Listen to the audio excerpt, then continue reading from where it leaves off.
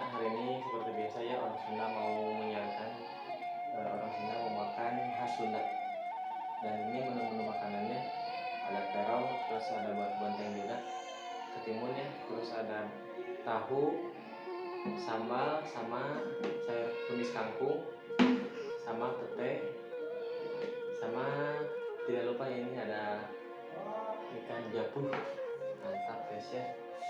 Sebelum kita makan kita berdoa dulu, berdoa dulu.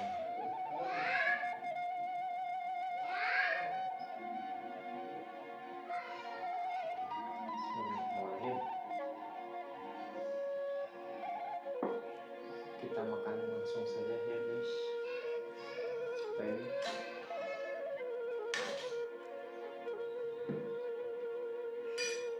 Maaf guys ya, banyak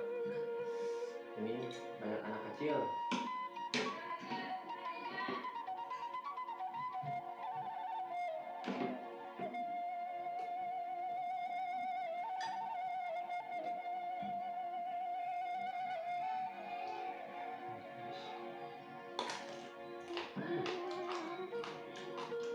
Guys ya.